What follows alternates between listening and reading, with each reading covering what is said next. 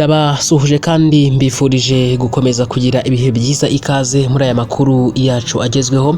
Munyemerere mbabwire ko mu ntara y'Amajyepfo mu karere ka Muhanga hasanzwe umukecuru w'imyaka 72 amanitse mu giti. Ni umukecuru witwa Nyirakimonyo Valeria w'imyaka 72 yasanzwe amanitse mu giti mu mudugudu wa Nyarubuye, akagari ka Mubuga, umurenge wa Kibangu mu karere ka Muhanga mu ntara y'Amajyepfo.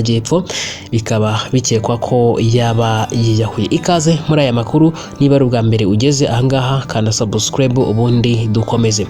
Bamwe mu baturage bo muri uwo mudugudu babwiye ikinyamakuru umuseke.com ko babyutse basanga amanitse mu giti uyu mukecuru. Umwe muri abo yagize ati ubusanzwe nta kibazo yari afitanye n'abaturanyi, natwe ubwacu twatunguwe no gusanga ari mu mugozi yimanitse, nyamara tubona ko nta wundi muntu ushobora kuba wamumanitse, ahubwo ari we wimanitse. Umuyobozi wungirije ushinzwe imibereho myiza y'abaturage mu karere ka Muhanga,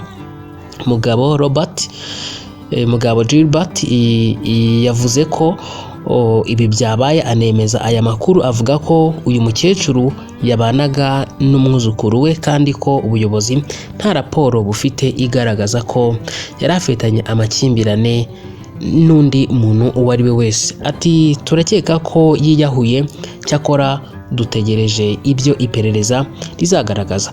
Abantu bagiye batandukanye bari kwibaza bati gute umukecuru w'imyaka 72 yakwiyahura, byaba byagenze gute? Ibi ni ibitekerezo by'abantu bagiye batandukanye.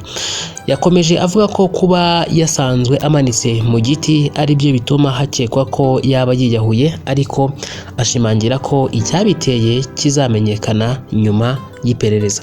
Yasabye abaturage kujya bihutira gutanga amakuru igihe babonye imyitwarire y'umuntu ihindutse, kugira ngo ashobore gufashwa mbere y'uko n'ubundi icyo kibazo gikomera.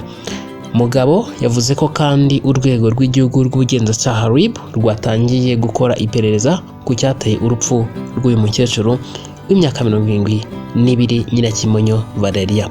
Umurambo wa nyakwigendera ari we Nyirakimonyo Valeria ukaba wajyanywe mu bitaro bya Nyabikenke kugira ngo n'ubundi hakorerwe isuzuma.